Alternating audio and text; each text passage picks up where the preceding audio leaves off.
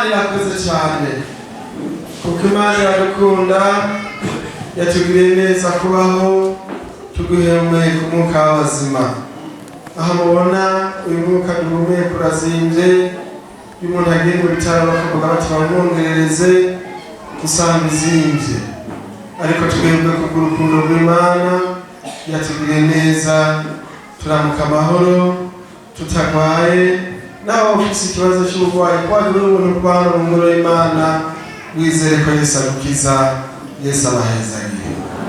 Twamaze kumva amajambo y'Imana atari makeya, uhereye mu ndirimbo z'abaririmbyi no ku basiguzi batubwiye ijambo ry'Imana. Twabonye waciye hano dusomera amajambo y'Imana atubwira ko Yesu agira aze vuba kandi azoza azanye iki? Azoza azanye ingero kugira ngo agerere umuntu wese ibikwiranye n'ivyo yagize gute. Yego, Yesu nashimwe. Turabona umumarayika yabishyuye Yohana ari mu kizinga Patimo, aramubwira ati Yesu agira aze vuba. Atumva ugabitanye nashishikara gabitanye, wera nashishikara yenzwe kuko igihe kiri hafi. Ariko kuko Imana n'urukundo, uyu munsi yakuburiye ngo uri mu byaha, uri mu gabitanye, upfeyo wezwe n'amaraso ya Yesu, witegure ukora ibikorwa byiza kugira ngo uzohabwe ingero nziza. Yesu nabahezagire. Bashishikaye kumva ijambo ry'Imana, uciye hano atubwiye ngo tuve mu kinyoma cyane mu bubeshi bwa Shetani, kuko Shetani yarakubwiye ngo genda mu bakizwa, genda gusenga, wariko ntuje kure ngo uhebe ibyo wahoraho. Nico gituma mbona baza gusenga ariko bakaguma imboregwa, bakaguma bagwana, bakaguma basambana, bakaguma babesha. Yesu nadutabara. Muri iki gihugu cyacu ubajije umuntu uti mbega wowe umukizwa, avuga ati narakijijwe, ariko ugasanga ariko arakora ibikorwa bibi. Yesu nadutabara. Nico gituma Imana idukunda ituburiye muri iki gitondo ngo umuntu w'Imana, wewe wahisemo kumva ijambo ry'Imana no kwizera Yesu, ugahitamo kizwa neza, uve mu kinyoma cyane, cya Satani. Ubundi muri ibi yavuze ngo subiza Satani ibyaha byiwe, umubwire kuri kuja hehe. Abemera ko turi kuja mw'ijuru gorora ikiganza. Yesu nabahezagiye. Yego kabisa. Oyo muririmbyi muri indirimbo turirimbye aravuga ngo mbega turabande, ngo turaba Yesu, ngo kuko twaraba Satani turamuheba. Yesu nashimwe kuko waramuhevye, umuhebera ibyaha byiwe, uramubwira kuri kuja hehe. Subiza Satani ibyaha byiwe, bwire kuri kuja mw'ijuru. Subiza Satani ibyaha byiwe, bwire kuri kuja mw'ijuru. Nabo bavuga ngo musubize ibintu byiwe, abandi bati ibyaha byiwe. Reka tuvuge ko ari ibyaha, ntabwo ibintu by'ububeshi ni ibyaha, siko? Subiza Satani ubwo bubeshi, bwire kuri kuja mw'ijuru. Subiza Satani ibyaha byiwe, bwire kuri kuja mw'ijuru. Subiza Satani ibyaha byiwe, bwire kuri kuja mw'ijuru. Subiza Satani ibyaha byiwe, bwire kuri kuja mw'ijuru. Yesu nabahezagire. Amen. Abariko baja mw'ijuru, uyu muririmbyi yavuze ngo naba Yesu. Kera tutarakizwa twaraba Satani, ariko tumaze gukizwa tukwakira Yesu, duca tuba biwe, turiko tuja mw'ijuru. Yesu nabahezagire. Dusome mu gitabo cy'Imigani igice cya mbere umurongo wa 10. Zingurura Bibiliya dusome mu gitabo cy'Imigani igice cya mbere dusome umurongo wa 10. Kunda nzijambo bavuga ngo guhugura kureka inzira mbi. Mwahabonye nimero z'urupapuro ni 715 wafise biya nkuru. Haravuga ngo mwana wanje abanyabyaha nibakosha ntukemere. Yesu nashimwe. Mwumva ayo majambo ari maremare. Iki gitabo cy'imigani kiri mu gitabo cy'indirimbo, mu bitabo bitanu by'indirimbo tubona ngaha muri Bibiliya. Kandi iki gitabo cyanditswe n'abanyabwenge.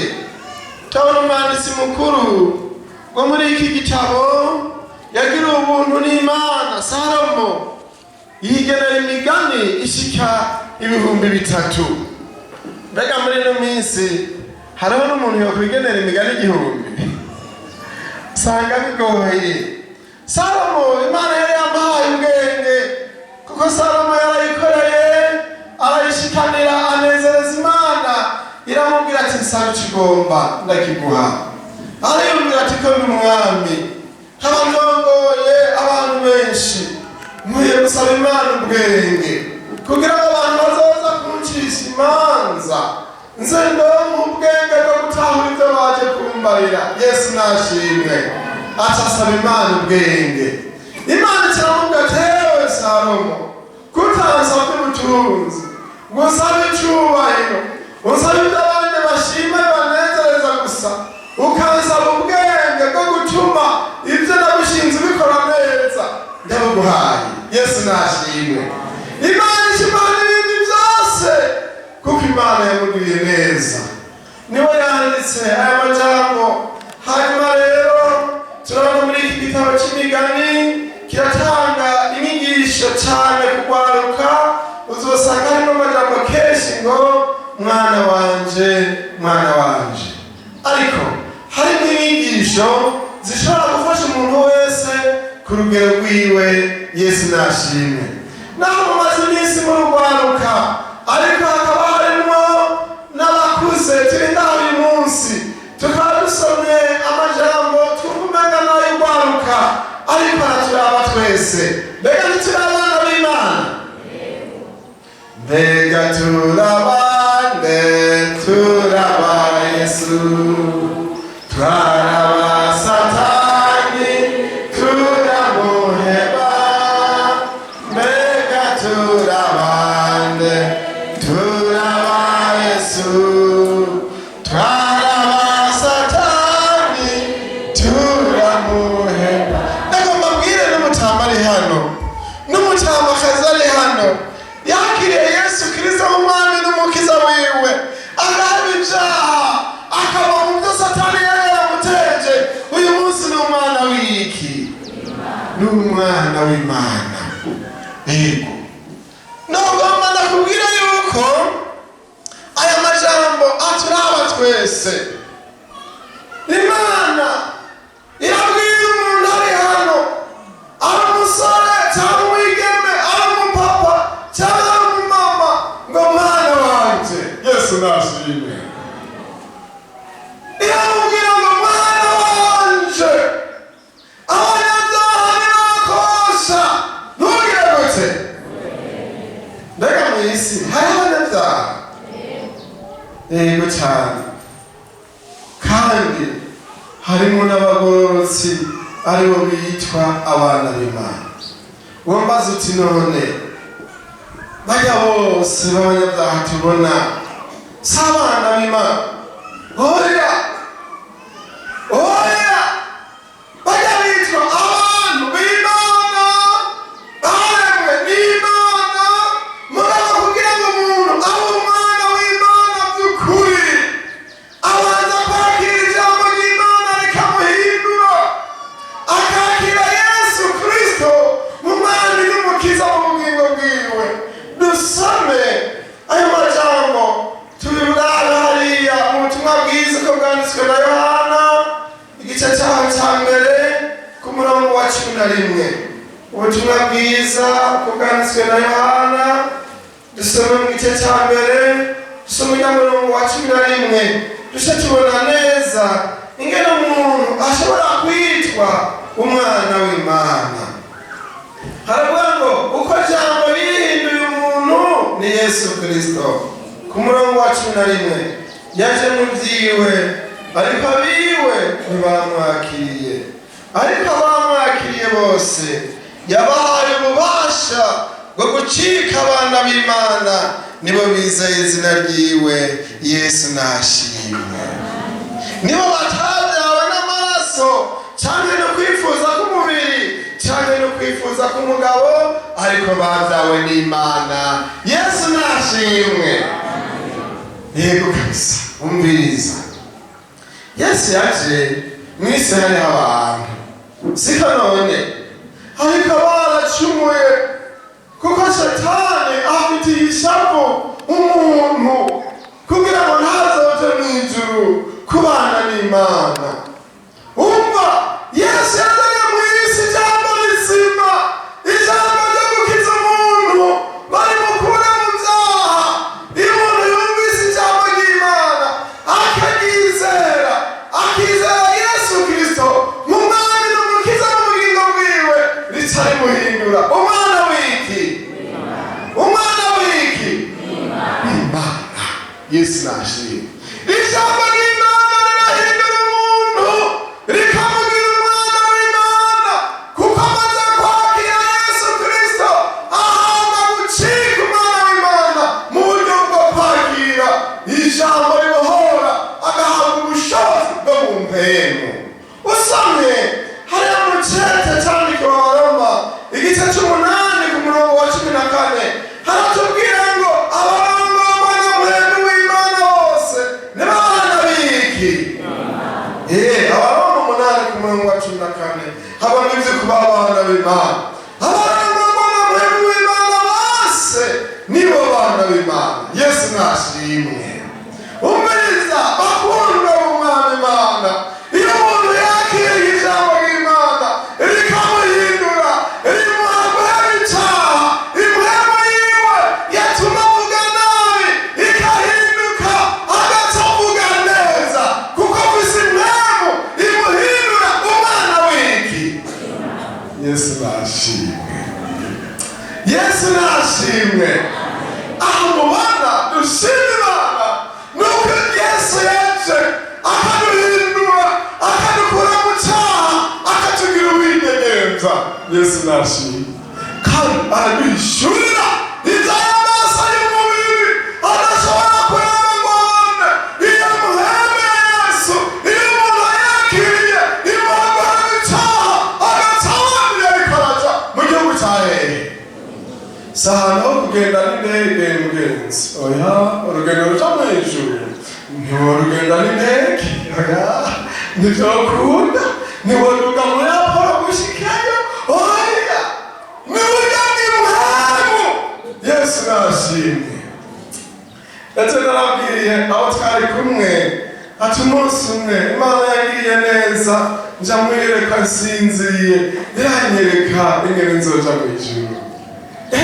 Imana irashaka kwishimira umuntu mu nzozi, siko none dusomye no muri Bibiliya turabona na Yosefu ingene yahishurirwa inzozi.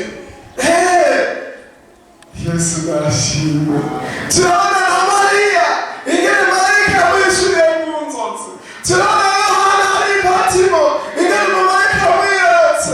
Nanjye umunsi umwe Yesu yanyeretse, nari mu nzozi mbona ndiko ndaririmba, kandi ndirimbira mu kirere, ariko umubiri wari ku gitanda. Mbona ndiko ndaririmbira mu kirere, abaririmbyi twaririmbana bari abantu bambaye amakanzu yera bakayambaza cyane, kandi nanje nabona nambaye ikanzu yera ndiko ndirimba nuga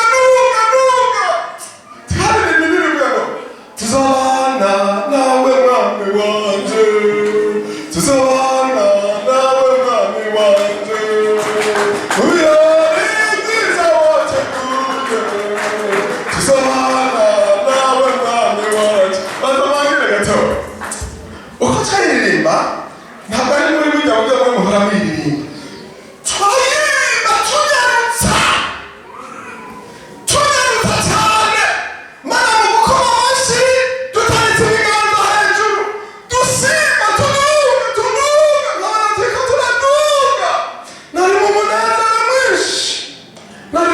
iminsi ndiko ndasenga uti Imana ndagomba ijuru.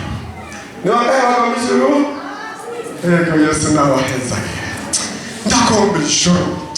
Hari igihe umuntu aja abantu akagira icyifuzo akabinezererwa numva icyifuzo cyane cyo kugomba ijuru kasi.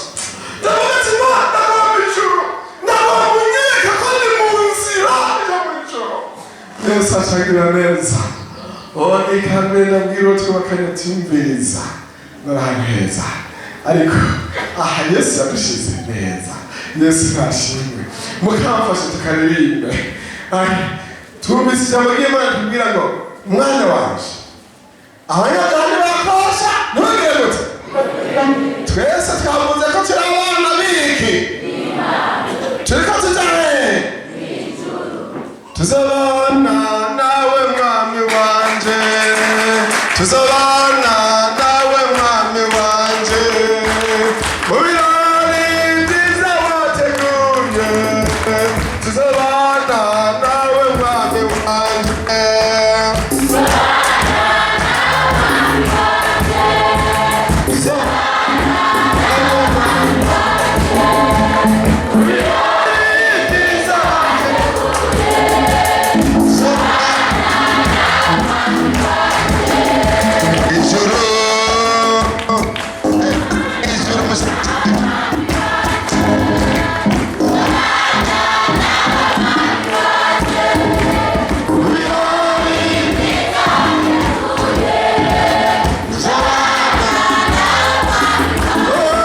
tuzabana nawe mwami wanje, tuzabana nawe mwami wanje, mu birori byiza wateguye.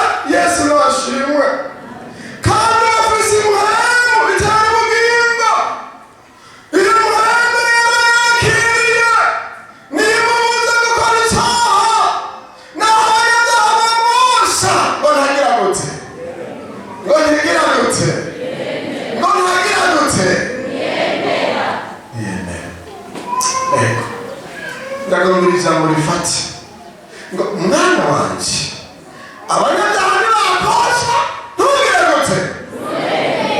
Erega si jewe ndakubwira ngo uri umwana wanje ni Yesu. Yesu ari hano. Twavuge ntabwo wari umucamba afise imvi nyinshi. Uri umwana w'iki? None ntibavyiyemereye.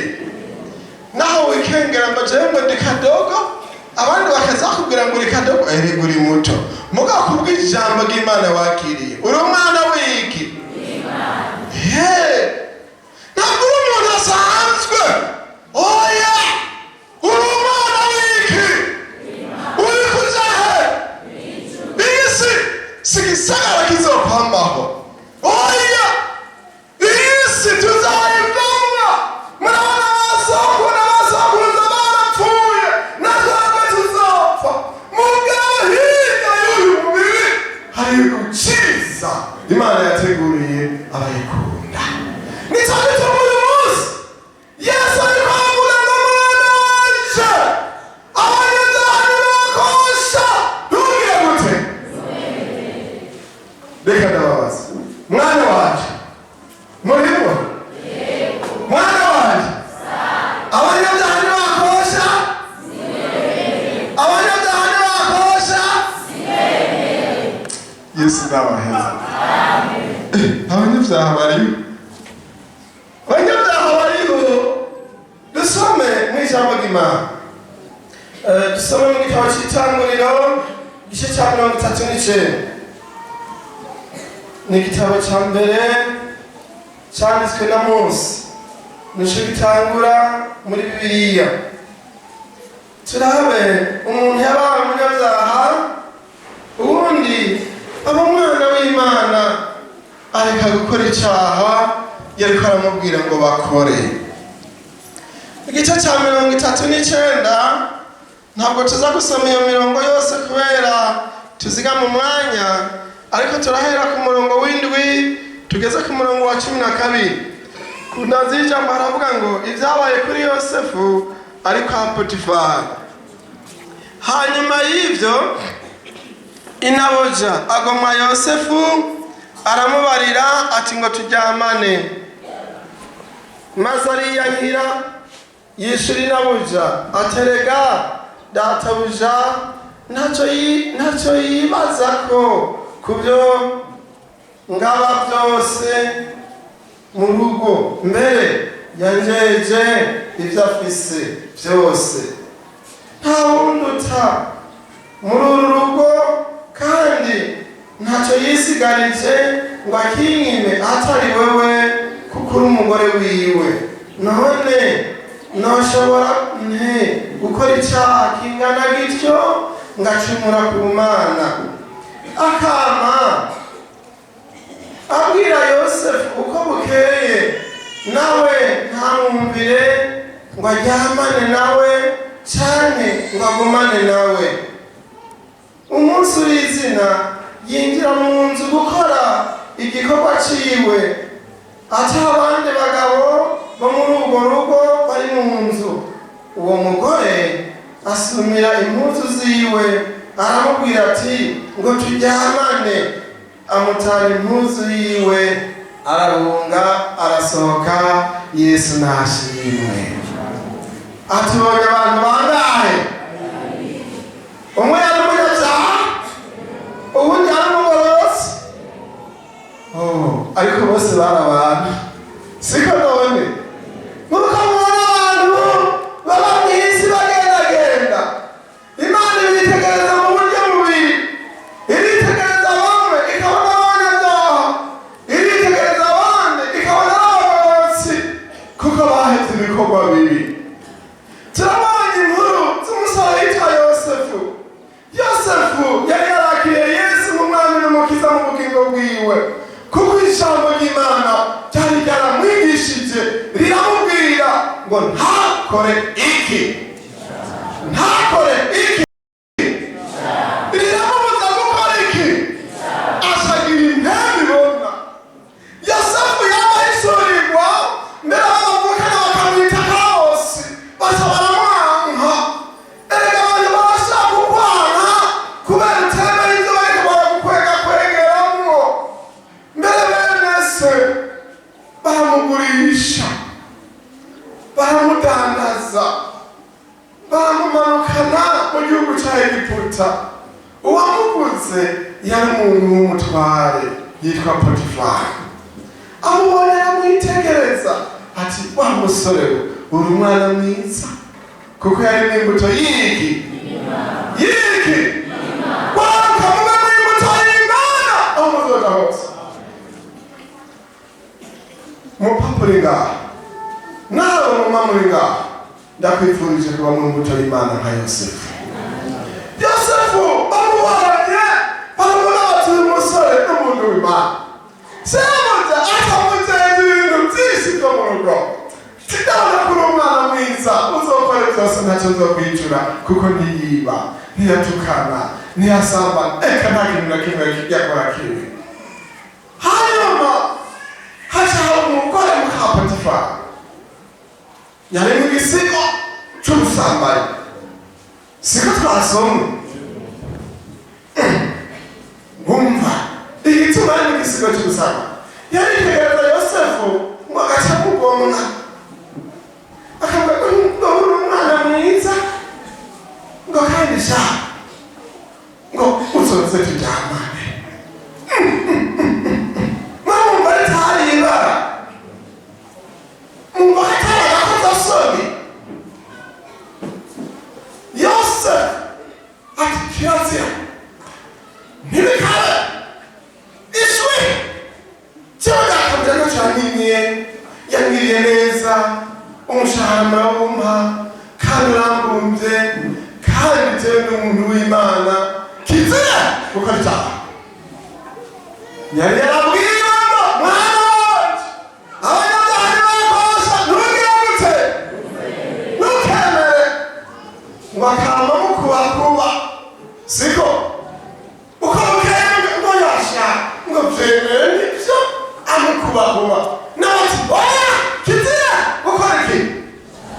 Undi munsi baja mu nzu ariko aratunganya ibikorwa vyo mu rugo ngira ngo yariko arakoropa siko atabari bo mu rugo ngo bariho ati sha none ndakubonye ntumva nahasha dore nta n'abantu bakubona ijwi nta n'abatubona nabati kizira gukora iki asaba gutanga impuzu aragira gute arahunga ariruka hunga itaha hunga itaha arahunga iki agenda igitima ati ntacyo bitwaye nikazima ntakoze iki ataramudodobereza ashaho umugore yishirukanye ngo muraba kangahe murabe watsana ingene kaba makumara byamfurane ariko arabesha kuko ari umunyabyaha. Yosefu baca bamuta mu gasho ati nikizi ndi mu gasho mugabo ntakoze iki nikizi mugasho njanye n'Imana Yesu nashimwe aho uzajya hose uzujanye n'iki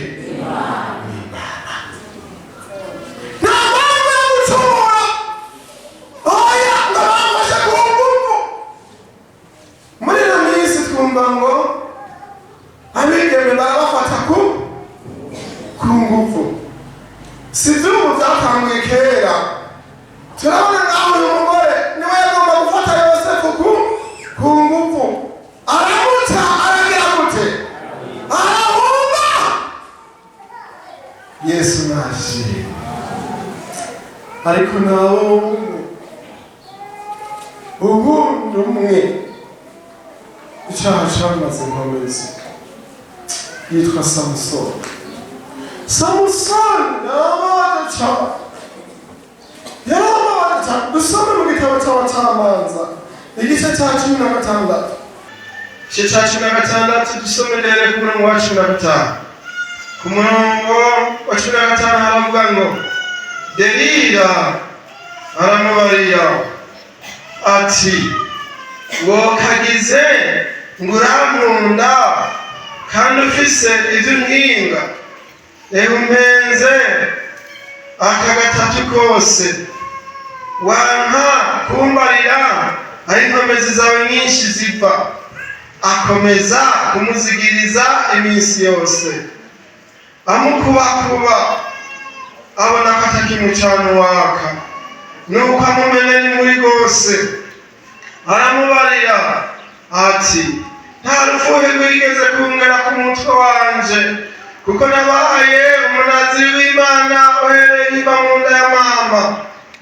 Nomwobwa inkomezi zanje zoca zimbako ngahinduka goyigoyi nkamera nk'abandi bose.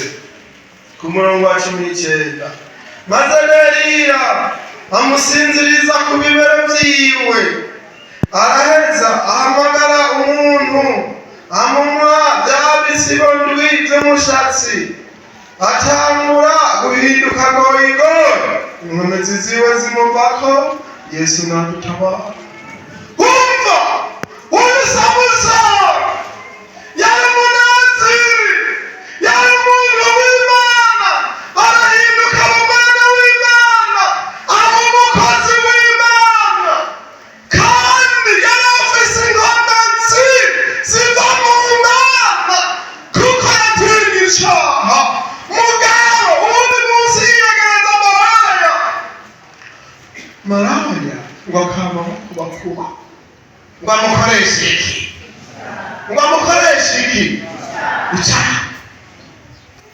icyaha ni kibi mugenzi kizotuma utabonana na Yesu.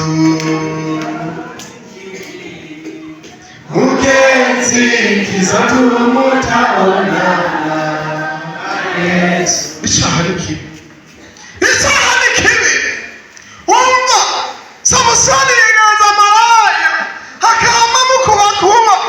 tumarira inkomezi zabaho zipfa.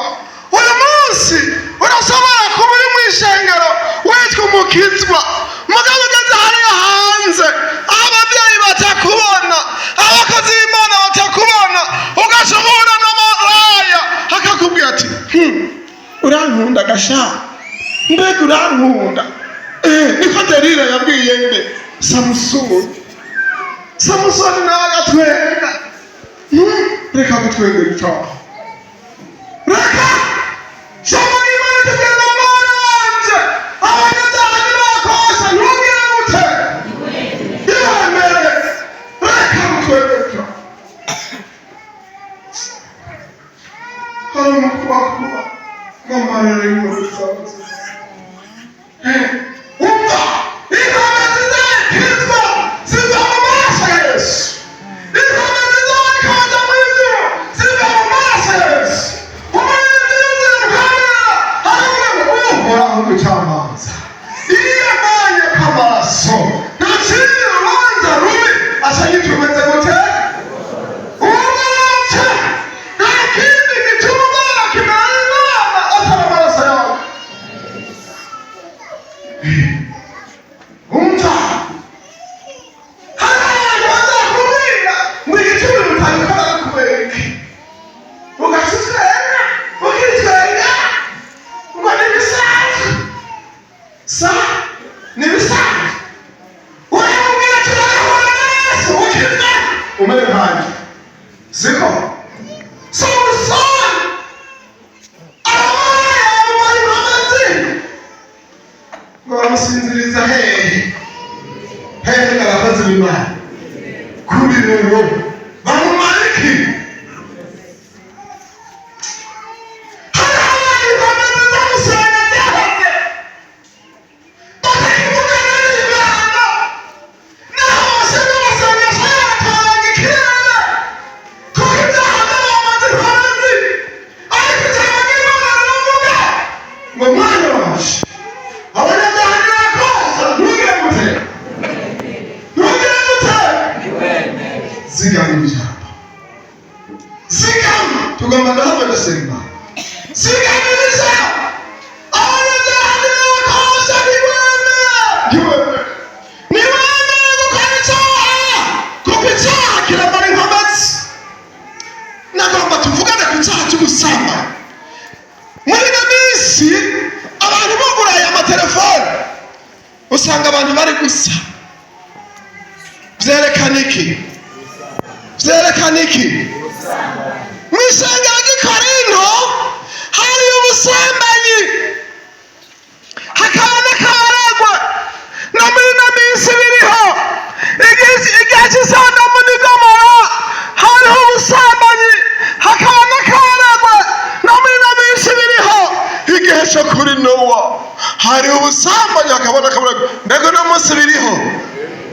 Yesu ntadutabara. Aho ugiye mu bisagara ubona abantu biyambika utuntu tumeze nk'udushashe, reka byose natuzi n'amazina, ariko muhora mubabona kugira ngo amaso arabe ibitagira iki. Erega umuntu yaremewe kwambara akagira gute akabegwa. none ubwo bushashe mbona basigaye bambara hajya barabegwa. Baba bagomba gukubakuba abana b'iki ngo babamaremo iki. Icyaha cy'ubusambanyi kimara inkomezi abantu. Umviriza, nagomba ndakubwire wowe wifuza gusamba, ubirabiye mu matelefone, ubirabe ku bandi. Bibiliya itubwira ngo umugabo aza kwifuza umugore wa mugenzi we aza amaze gusambana, byarakumaze inkomezi.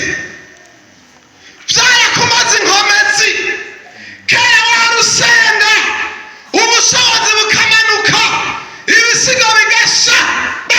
Turi mu ntambara, turiko turabona Yesu ntadutabara.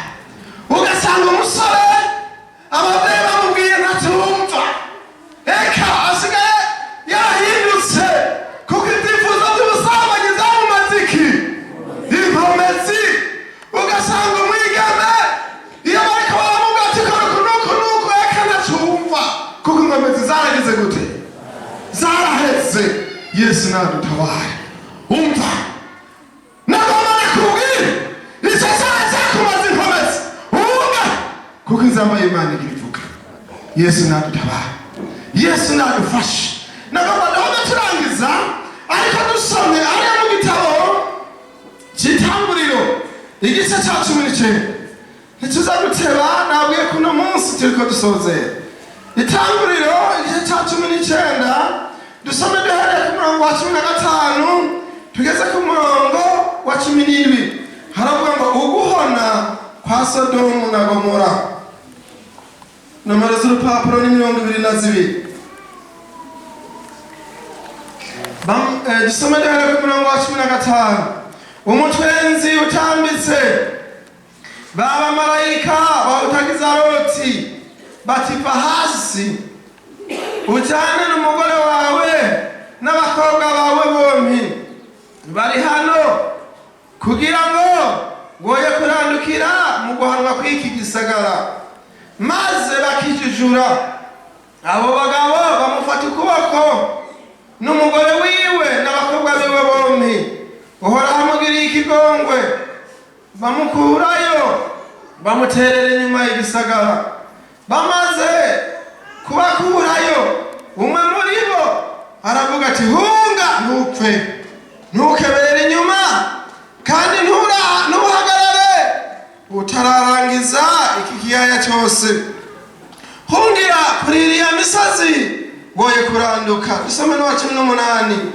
Loti arabishyura toyaye mugenzi suko raba umusabyi wawe kongera wakagongwa imbere yawe kandi ukijije ungwijije ku imbabazi zawe izungiriye ngo nkize ubugingo bwanje. Erega sinongihunga ngo nshike kuri iriya misozi, icyago kitanshiseko kikanyica.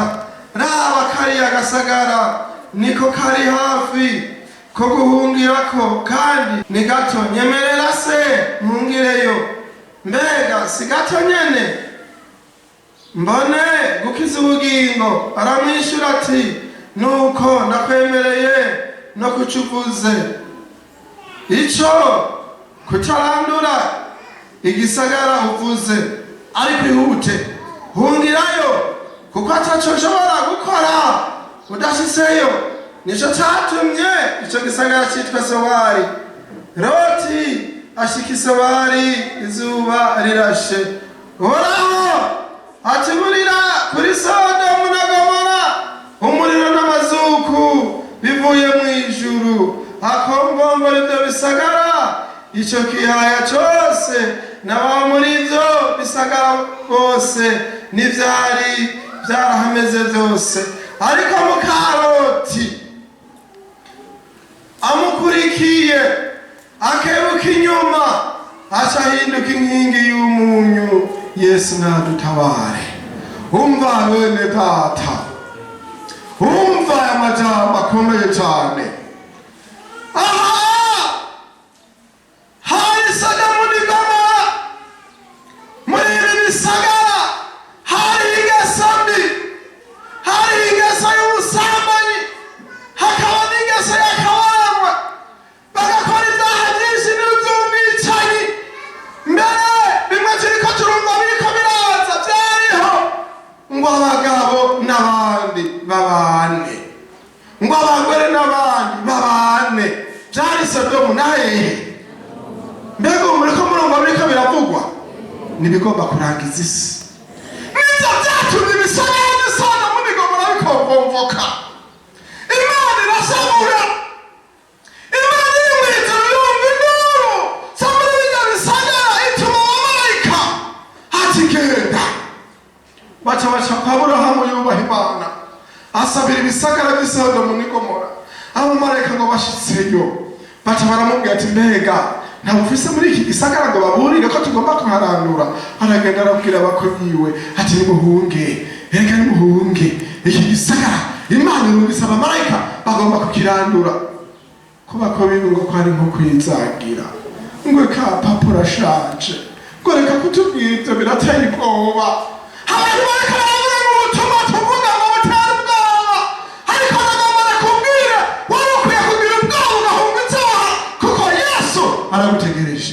kugirira imbabazi. Yesu nadutabare. Abamarayika baca baraza babonye bugira buce, baca baramufata amaboko, bafata n'umugore wiwe, bafata n'abana biwe, barabaterura bati hunga ntimugire muti hunga ntupfa. Bamubwira ati kandi hungire kuri iyo misozi miremire, imisozi y'ubuhungiro z'abanani, hari Imana, hari impemu y'Imana. Kandi mviriza, nta muriro wari gushobora gutibuka batagezeyo. Urabutatu yaye abantu turabwira ngo bihane, nabo ngo yaye ngo sinzosha jenyine, siko ngo sindi umunyabyaha jenyine, ngo yaye. Rati abwira mureke ngo yaye si uko, aca yisabira kuja ku gasozi gatoya kitwa Sowari karimo impemu y'igisigo cy'ubusambanyi. Naho yahuriye no kugoboka ku bakobwa biwe, asanira umuryango w'abagotsi, siko hagurutse abanyamawa. Yesu naduta, Yesu nadufashe. Abamarayika baramubwira ngo hunga ntugire gute ntupfe. Yesu nadufashe. Uno munsi niko nabwira umunyabyaha ari hano, yaba waramusambanyi, yaba warambaramo, yaba waragisimo, yaba waramwisaye, hunga ntupfe. Abamarayika barabwira bati hunga ntupfe. Mukaroti yari yabwiwe ngo ntihagire uraba inyuma atararangiza iki kiyaya, atayiyumvira za nzoga ziri muri bya bisagara, yiyumvira bamwe bahora bamwana, yiyumvira bwa busambanyi bwariyo. Hariho abantu bavuga ngo ibyaha biraryoshe, ariko nagomba ndakubwira Imana iraratse kubw'ibyaha biri mu isi. Imana iraraka, irakisha n'ingeso mbi ziri mu isi. Akabutse inyuma mu karoti ngo yahindutse iki? Inkingi y'umunyu kugeza n'uno munsi. Nagomba ndakubwire mukundwa, dusange amajambo y'Imana. Si bisanzwe kuba turi hano, si bisanzwe. Hari icyo Imana itugomba ko. Ubu Yaminga yatubwiye ngo Yesu araza ryari? Vuba. Nagomba ndakubwire ibyo kuza kwa Yesu ntibigitebye, kuko naho yaba gitanganye umviriza urupfu ruragaruka. Uzamva umugabo yari mikorano afise inkomezi ngo wa mugabo yagize gute? Uzamva uruyoya, mbega uruyoya rubara racumura ngo wa ruyoya rwagize gute? N'inda zirakoroka, wowe uzopfa ryari? Umva, hunga ntupfe, kuko Yesu agira ati ryari ryari, kandi azaza azanye ingero, azaza azanye ingero bagare umuntu wese bikoranye n'ibyagize gute. Satani nawe yashize ibiziriko ku bantu ngo nimugende hariya mu bakizwa, mugabo ntimuje kure, genda muririmbe, mugabo ntimwuzure mpemu yera, mwigumire muri tirisheri, siko aho no kubaki, mwigumire muri kopinaje.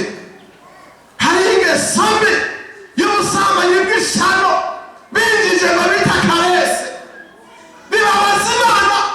Nagomba nakubwire muntu ugendera muri ibyo urababaza Imana. Hunga ntupfe, hunga ntupfe. Icyifuzo cy'Imana uyu munsi ni ukuva mu byaha abanyabyaha bagukwegeyemo. Hariho bya bindi abanyabyaha bagukwegeyemo, uremera nka kumwe Samusoni yemera, ariko wagiriwe ubuntu kutaranogorwa amaso nka Samusoni. Ko kabisa wagiriwe ubuntu kutaranogorwa amaso nka Samusoni, kuko kirimo impamvu y'abazima. Wagiriwe ubuntu, uremerewe guhungira muri Yesu. Yesu nashimwe, Yesu nashimwe, Yesu nashimwe. Bene da, ibi bintu si bisanzwe, ibi bintu si bisanzwe. Undi munsi nari nambaye korali y'urwaruka harimo umukobwa abanyabyaha bari bahenze aremera baramubwira ati turagukunda sha kandi duca tugutwara none ni umukobwa ntushaka umugabo uzoshitsa aza gutangura muri korali imana isigaye ngo mpongo yaburiwe kuva mu kigori iravuga iti sinokivamwo uburyohe bwaco sinobuheba ariko yemeye guturiranwa naco kwemera carambwira ati hari abantu bakoze ibyaha nibihane ndabwira ati wumva ntazozomara kubona barabaye mudakizizwa ihane wa mukobwa arakakubwira gute kwihana atarataha baca barambwira ngo wa mukobwa naka yacikiye yo turababara erega ukoze icyaha upfuye mu mpemu ubupfuye mu mpemu abantu b'Imana mwari mukwiye kurira mukamusanga Yesu nadutabara yo ndabwira bamwegerera ati mubwira yihane aratuye mubwira yihane kuko Imana yaratuburiye yihane ntazaturiranwe n'iyisi wa mukobwa aranga kwihana yanga kugira gute arigumiriye nzaba ndihana nzaba ndagira gute nzaba ndihana ejo sahawe afatwa n'akagwara kakumurira afatwa na malariya yego bataramujana kwa muganga acararemba batarahamagara namusengera acarapfa n'ubu ndacanira mu mutima mbega ntiyari yaburiwe mbega gwaruka ntimwaburiwe kuva ku munsi wa gatanu turiko turabwiga ubutumwa ntimwaburiwe ngo abanyabyaha ntibakosha ntugire gute nagomba mbwira umuntu yemeye inama y'abanyabyaha uyu munsi yihane kuko Yesu agiye kuza vuba azagira iki siko ijambo ry'Imana ryatubwiye nababwiye ngene Yesu yangiriye neza nkaririmba ndi kumwe n'abandi bantu ntazi ariko abo Imana indungikiye kavuga ngo tuzobana nawe mwami wanje mbega urumva ko Yesu ari umwami wawe abinyuma murumva ko Yesu ari umwami wawe tuzobana nawe mwami wanje tuzobana nawe mwami wanje mu birori byiza wateguye tuzobana nawe mwami wanje kw'ijuru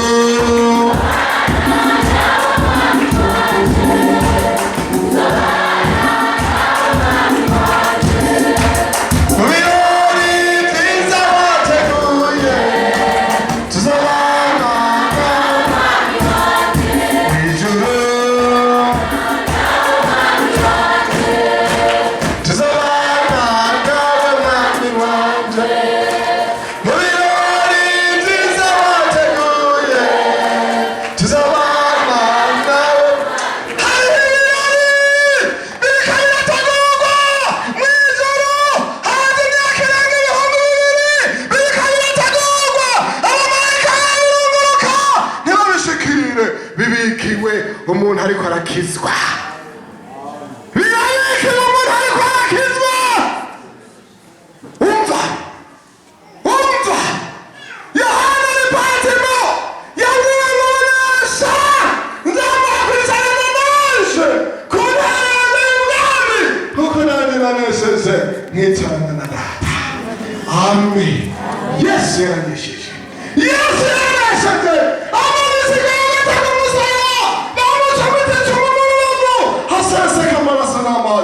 atarasemera ngo birarangiye amen Yesu yarabirangije ibyo byaha bikuregereye Yesu yarabirangije nta mpamvu bikwiye kukuramara Yesu yarabirangije igomba ku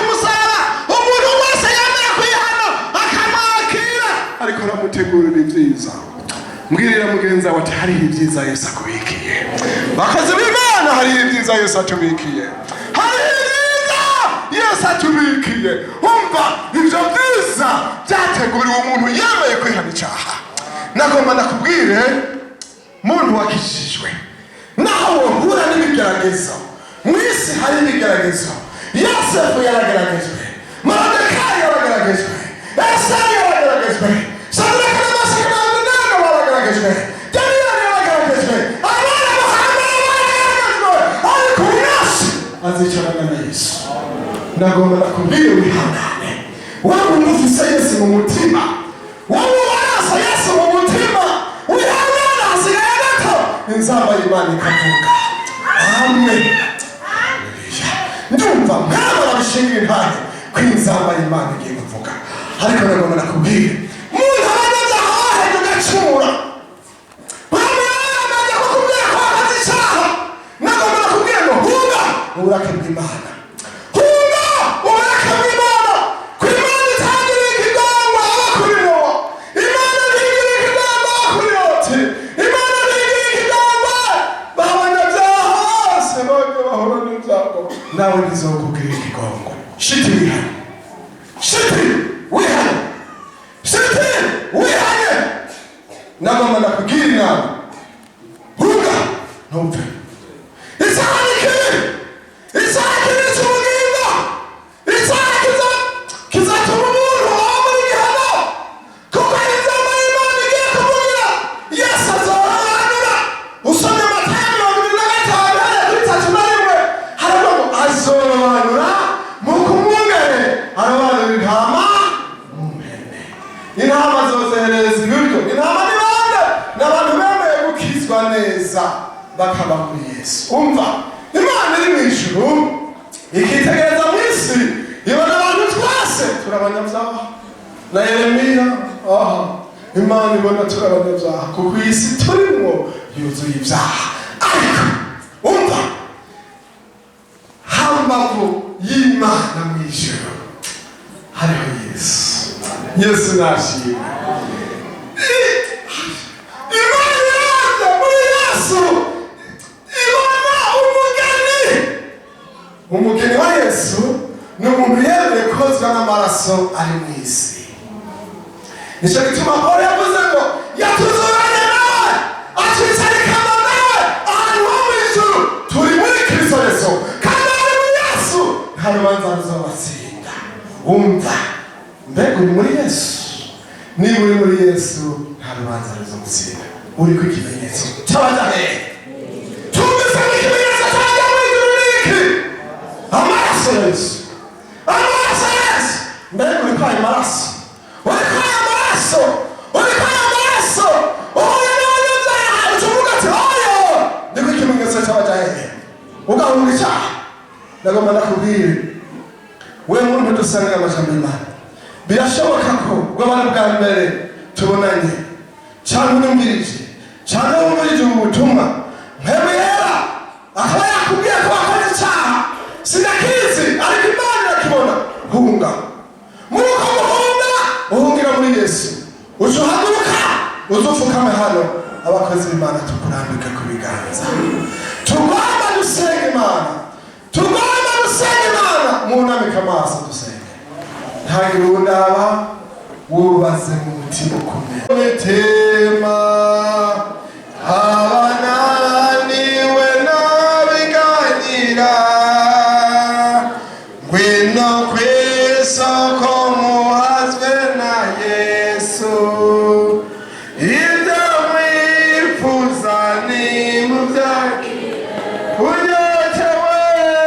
Unyotewe zamusuka kw'amazi, n'imigezi ze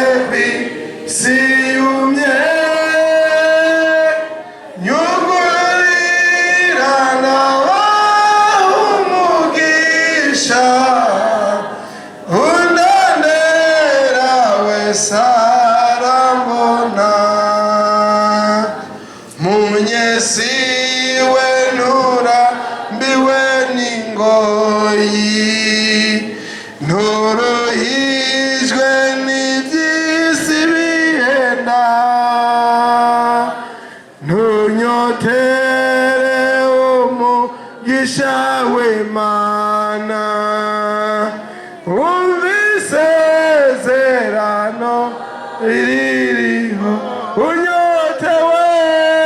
unyotewe zamusuka kw'amazi n'imigezi ze kw'isi yumye yugurira nawe umugisha munanera wesa rambona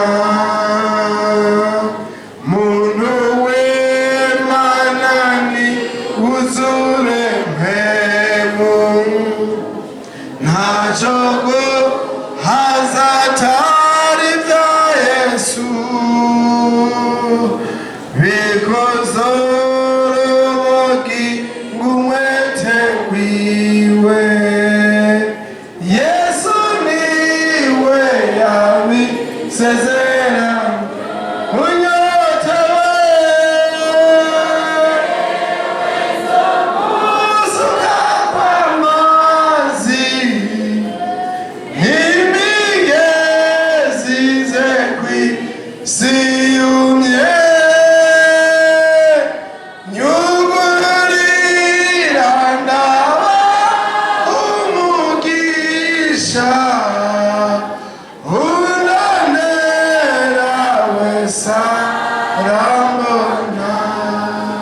Twagomba dusengere bano baciye bugufi tubasabira amaraso ya Yesu aba bagomba kubona ubwiza bw'Imana tubasengere Yesu abagirire imbabazi.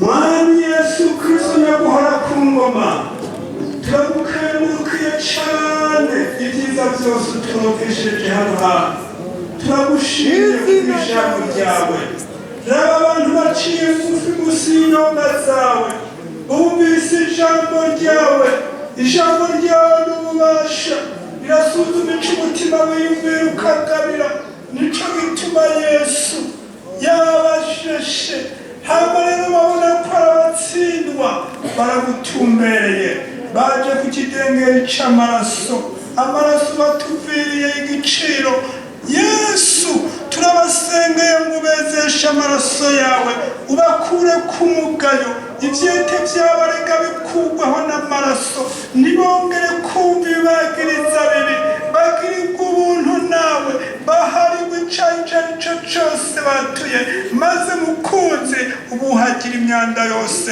ubuhumane bw'umubiri n'ubw'umutima bava imbere yawe batsindanishirijwe urakoze cyane turagukengurukiye mwami Yesu kubahaye mu izina rya Yesu Kristo mwami wacu amen. Yesu nashimwe.